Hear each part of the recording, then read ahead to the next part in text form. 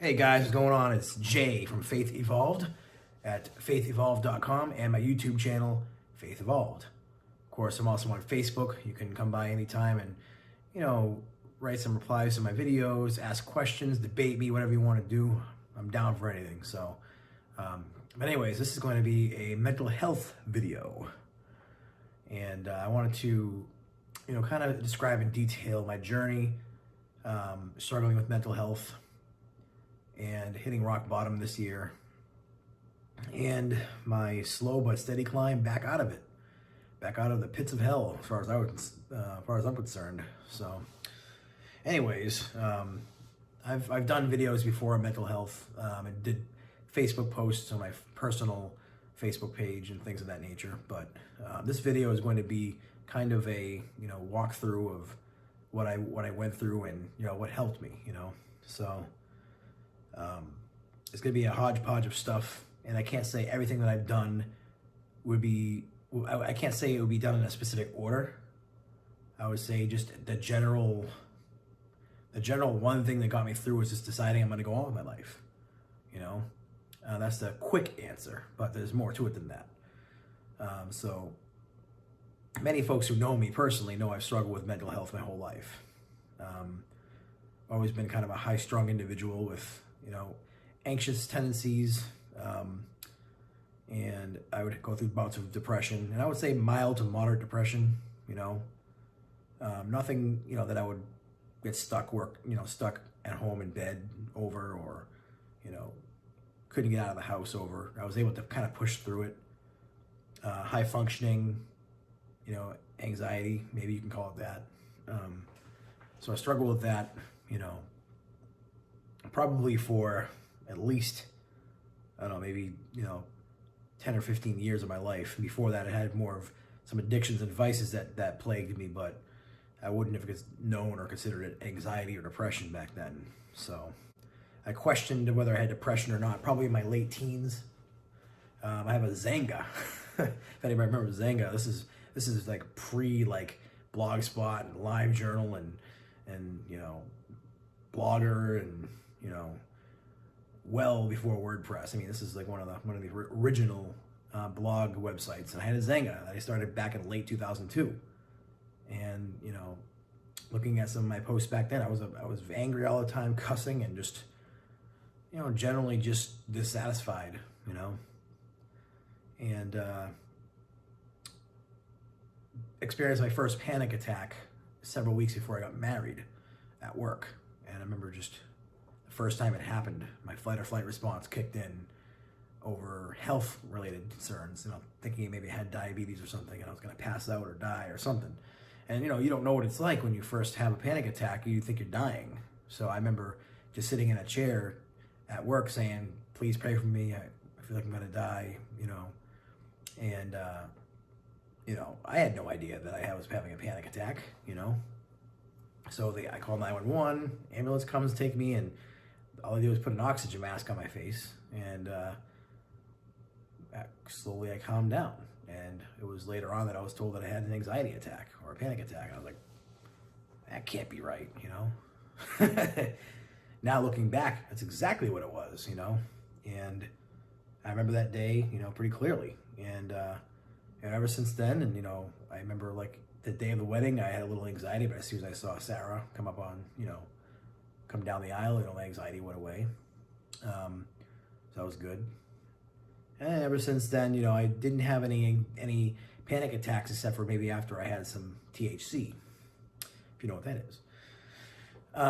So there was times I had some panic attacks from that, and I had to learn how to overcome the anxiety that I would feel from that. But there were times I couldn't predict, how I was going to respond to it. So fast forward to this year, we were moving to Virginia, and shortly before I moved to Virginia, like probably a week beforehand, I had, one of those moments where I had too much THC. And even before that, I was, dabbling in it a little bit to try to see if it would help with my depression and help with my anxiety, because sometimes the right strain will help you. But I had this one particular cartridge that that I had that was, I think, a sativa, and after I, took a few puffs of it, I was feeling like sad to the point of crying, like crying hysterically. Like, and I was like, what in the world? Like, how in the world could marijuana, like, and it wasn't like a joint or something. It was just, a vape pen, with sativa in it. And then for some reason, it just triggered me to start crying. And it was a kind of a bitter tears, kind of like helpless, hopeless, despairing, everything in my life has been meaningless and pointless and everything's falling apart kind of thing, And, essentially, every time I would, smoke that particular strain after or vape it, it would cause me to feel sad, sometimes to the point of crying. And one time I took too much and I had a panic attack, and that fight or flight kicked in, and, I was trying to watch some videos to calm down on YouTube, and, but after that, I was always kind of feeling high strung, and, I remember flipping out on my family, not like, on them, but like kicking boxes and breaking glass and stuff, like a few days before we moved, because I was so full of stress from the move and trying to get everything done. And then I noticed, that the every day just felt like anxiety, and that's what kind of generalized anxiety disorder kicks in, or that's what they call it. Back up a little bit, a few months before this, I noticed one day I started, focusing on, let's just say, what would be automatic body movements. That's subconscious. For example, like your eyes blinking or something. And I noticed that, I woke up one day feeling kind of depressed and noticing that. And then that fight or flight kicked in, that thought of, oh no, am I going to not stop thinking about that? And now fast forward to when we were moving, the stress of the move triggered other themes, other sensations that I would hyper focus on. And then after I got down here in Virginia, once we moved, as soon as everything was unloaded out of the truck, I just couldn't get out of that fight or flight feeling, that despairing, just total terror of being in that kind of fight or flight mode. And I ended up going to the ER. They gave me, 1 milligram of Ativan. And of course I started feeling better. But little did I know, other themes are going to keep popping up. I think it's Murtika Mindfulness or Murtika Mindfulness. I'm not sure if I'm pronouncing that right. A good friend of mine, Michael Murtika, has a channel on YouTube, and he had the same thing happen to him, and he explains, the process of, what it's like and how he got over it. And, I didn't know at the time what I was going through, was the fight or flight response kicking in and me latching on to subconscious things. And sometimes it would be words or ideas that would come into my head, and that's Puro. So I had mild Puro, mostly hyper awareness / sensory motor / somatic OCD. And maybe I would even say slight depersonalization, where you feel like, you're just kind of going through the motions, and you feel like, who am I, what am I, what's going on here? You kind of feel like the world around you just feels different, and like you're losing control of yourself and your mind and your surroundings, and everything's falling apart. It was just a pretty hellish feeling, especially when a new theme would kick in. It was very just scary, And so I would just go days just like trying to distract myself or try to just get through the day, with this constant fight or flight mode kicked in, and just not knowing how to deal. Like, and there was days I was pretty close to feeling, I felt like I wanted to die. I wasn't suicidal in the sense that I was going to actually do anything, but, if I fell asleep and died in my sleep, I would hope for relief for that, because it was horrible. I wouldn't wish it on my worst enemy, And there were days I would just have to sit there and just suffer through it. There was no answer. There was just, this is how it's going to be, and there's no hope of it getting better, unless, of course, now I know it's a lie. It's a fight or flight, latching on to ideas. You have to understand, OCD is not just hand washing and checking locks and doors and stuff like that. It can be ideas, thoughts, concepts. I had existential OCD for a little bit.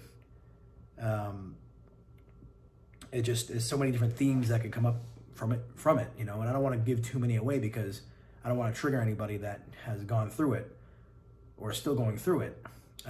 Even talking about it sometimes can, you know, make you remember and focus on something, but now that I have a better idea how to handle it, it doesn't affect me long term, but I'll get to that. So I know people are going through it, and while you're in the midst of it, the biggest and worst feeling is this is how it's going to be. It's almost like, you know, Doctor Strange when he's with Dormammu and he goes, this is how things are now, stuck in a loop. It feels like when you're in the moment, that's what your reality is. That's what it's going to be, and there's no way out. But that's part of the OCD itself. It's part of the anxiety itself. It's really part of the fight or flight. I think it's the adrenaline. Your body releases adrenaline because it thinks it's in danger, and it wants you to focus on that moment, focus on that feeling until you're out of it. The problem is there is no answer for OCD. There is no cure for OCD in that sense, or anxiety is usually, you know, you're fearing over something that actually isn't going to happen and never has happened. And if you notice, if you've been struggling with this condition long enough, that it's never 24/7. Even when it's at its worst, you still have moments of relief. If you can sleep, usually when you're sleeping, you'll notice that most of the time you're not constantly in torment when you're sleeping. You'll still be able to have those moments where you forgot that you had OCD or anxiety, and you're talking to a friend or relative or watching something on TV and you laugh. Even you notice you laughed at something or you enjoyed something, you know. So, and the cool part about it is realizing as you get better that part of you never left you. It's still in there somewhere. And one thing that Michael has said on his channel is that's you, that's who you are, and it can't take away who you are. And I feel like I'm living proof of that, because, you know, now after this happened to me, the throes, the depths of it I was in was probably August and September. End of July, August and September was, you know, 2 months of almost pure hell with only moments of relief. And thank God I was able to sleep most of that time. There was a few days where I couldn't sleep at all, or maybe a couple of hours, and that was really, really scary, you know. And I did have to rely on Ativan to help me go to sleep, you know. But I think even though I was able to sleep, like after you come down from a benzo, it's like, oh man, you know, you feel like you need more of it. You can't get through the day without it. I went 30 days of taking Ativan or lorazepam, you know, before I decided, you know, after looking at all horror stories of withdrawals, you know, I said, I gotta get off this drug, you know. And that was really, really the hardest thing I ever did, was after 30 days straight of taking, more than that, probably 35 days of taking lorazepam, I said, I gotta get off this. I cannot get addicted to lorazepam and be struggling with this condition, you know. So I decided, all right, I'm gonna taper off, and I, you know, cut the pill down a little bit every day. And, you know, after about 3 or 4 days, I said, let's try going without it. And, you know, I would say the first 3 weeks sucked, brutal. You know, I had to take some time off work. It was about 2, maybe 3 weeks that I had to take time off work, like either whole weeks at a time or take off, you know, leave early or whatever. And then at some point I looked at my, you know, how much money I was losing. I was like, all right, I got to do something about this. And I had to decide whether I was going to check myself into a mental hospital or go to a depression center, which I would have to liquidate my 401k. And I came this close. I was on the last screen on the checkout of my 401k cash out screen, and I said, let's see what happens. Let me have a little bit of faith here that things are going to get better. And I'm so glad I did. Best decision I made was not cash out my 401k, going back to work part-time. And I worked part-time for about a month and a half.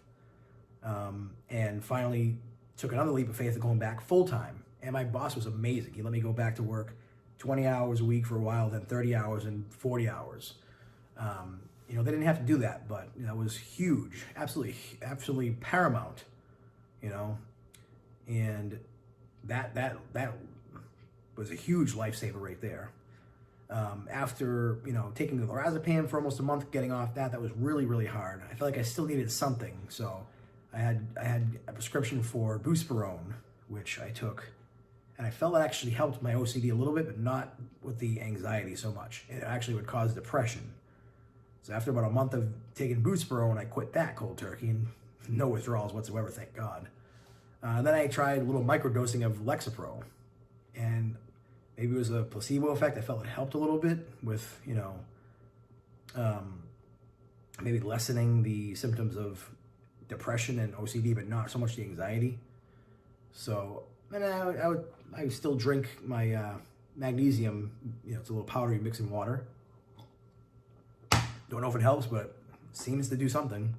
Seems to take the edge off.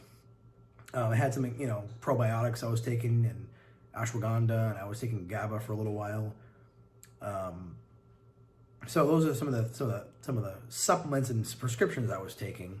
I was taking black seed oil. Don't know if that was helping or not. I actually stopped taking the black seed oil. Stopped the Lexapro last week. And the only supplement I take now is just my magnesium and my probiotics. And I don't think I take anything else. So I'm on no prescriptions right now, and I feel the best that I felt in months. It's absolutely amazing. And I have to say, there's one other thing I was doing as well, which was the emotion code. Look it up, Dr. Nelson. He does something called the emotion code, and I went through the process of releasing trapped emotions, of anxiety and depression and unworthiness and several other emotions. And you go through a process to discover it within your subconscious mind. And I, think that might have helped contribute to it. Of course, prayer.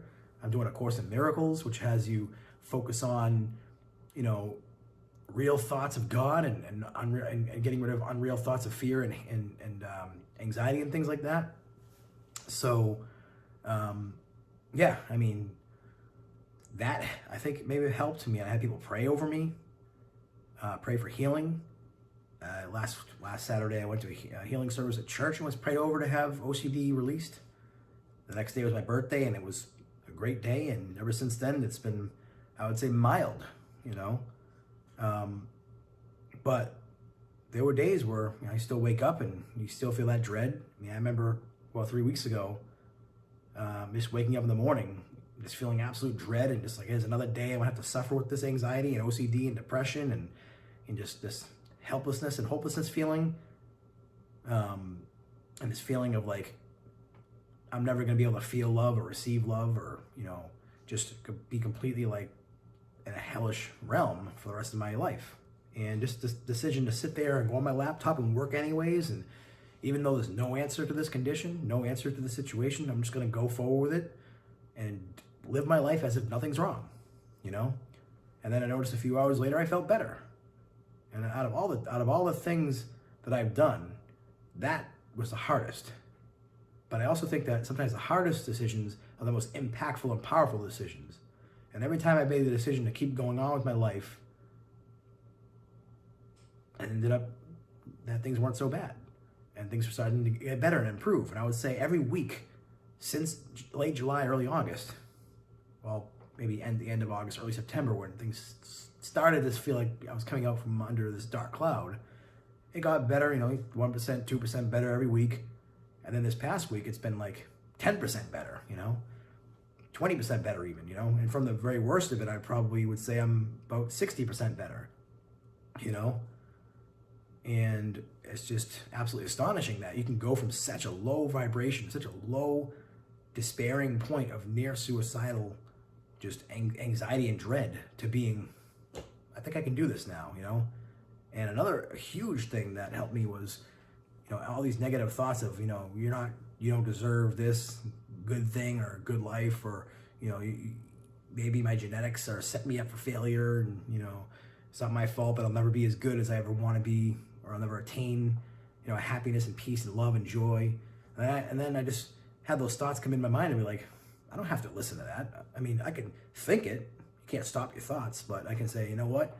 I'm not going to attach onto that. I'm not going to latch onto that, because before that, I would latch onto that, and I would spend like 20 minutes crying in my room just out of despair, or maybe there's some relationship problems with my family or whatever, I would cry over it and just feel like defeated and like have to be like, oh, this is how it is, But there's a difference between accepting something as reality or as part of what's happening in your life, and then accepting it as who you are, and this is who you are, there's nothing you can do to change it. And I just unilaterally said, that's it. I'm not accepting that crap anymore. I'm not accepting the fact accepting the lies that I'm not going to get better, that I'm going to be stuck like this, and that I'm not going to get, love, joy, peace, and happiness, and realizing that part of the condition is that lie of you're stuck like this. Like, that's part of the anxiety, part of the OCD. It's like, wow, okay, that was my eureka moment, the light bulb going off moment. And, although when you're in the moment, you feel like it's true, acting like it's not true and going on with your life, it slowly starts to lose its grip. And that's the most amazing part of it is, this forces you to have faith. This forces you to make a decision. Do you deserve happiness or not? Like, I got so low that I had to make a decision. And it was a totally intellectual decision, total logical decision, because there was no feeling behind it at all. There was no hope in that moment. But the decision was, the question put in front of me was, do you want love? Do you want happiness? Do you want joy? Do you deserve all that? Is that a part of your, is that going to be a part of your life, part of your reality and your story? A part of who you are? And you can make a decision that it can't be, but you're so low, you're so at the bottom. It forces you to face that question. It forces you to realize that you don't want to feel like that. Nobody should feel like that. Nobody deserves to feel like that. How could God even allow anybody to feel like that? It's such a, there's anxiety and there's depression. There's existential anxiety, existential depression, to levels that just crush your soul down to such a point where you can't even imagine living, but you can't imagine dying, because you don't want to live, you don't want to like bring that to a spiritual realm and then be stuck in a void somewhere for all eternity like that. Because that's, not that would actually happen, but in that moment you feel like, I can't live, I can't die, what do I do? So I just sit there and shake and, hopefully it goes away. And, that saying, this too shall pass, is true.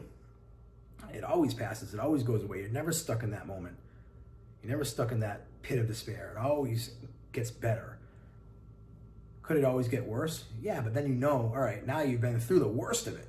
And you can be like, all right, I know what I had to do to get through it. And I never want to go back there again. I don't think I ever will get back there again, knowing what I know now, knowing that I can get so low and get out of it. Yeah, it sucked. Yeah, you still want to be like, why did you let me go through that? Why did I, pray and desperately cry out for healing and deliverance, but I just suffered anyway through it. Yeah, it came. It just took, it came at a later time, So, and it didn't come as quickly as I wanted it to. But notice, when you look back on it, it's like, it doesn't seem as bad as when you were actually going through it. When you're feeling in that pit of despair, you can't imagine what it's like to be happy, because you're so depressed, so full of anxiety and despair. You can't imagine. You almost forget what it's like to feel, happiness, joy, and peace, or what have you. But that's also true on the flip side of that. Once you feel happier, more joyful, peaceful, you start to forget what it was like to suffer so much. That's another beautiful part of it, is you don't have to feel like, you don't have to remember all those times and feel that way all over again. You don't have to re-traumatize yourself. You can break that trauma, you can break that fight or flight, attachment to the memories. It just takes a long time and determination and just grit and determination. And that's the one thing I had, was I'm not giving up. I refuse to give up. There was days I would just pace for like 20, 30 minutes at a time, saying, I am a child of God. I will get through this. God is healing me. And I would say, God didn't bring me here to die, But there were moments that I had no proof that was going to be the case, And I just had to have pure faith, pure logic, and remembering the times that God had come through previously, because the emotional remembrance was wiped, like completely wiped out. I had nothing to go on but just facts, the facts of the truth, even though I didn't feel an ounce of it. So I hope this has been helpful to somebody. Of course, I kind of skimmed through a lot of it. If you want me to talk to you personally about your own personal struggles and how maybe, I can help you out, or if this video has helped you out, let me know. I'm definitely want to be there for people. I promise God that if he got me through this, that I'll be there for other people, and I'm going to keep that promise, because I never want anybody to suffer like I did. I suffered, what I felt like was needlessly now, and people suffer for lack of knowledge, and it's crazy what a human being can experience and get through. So anyways, yeah, I thank you for watching, and see you around soon. God bless.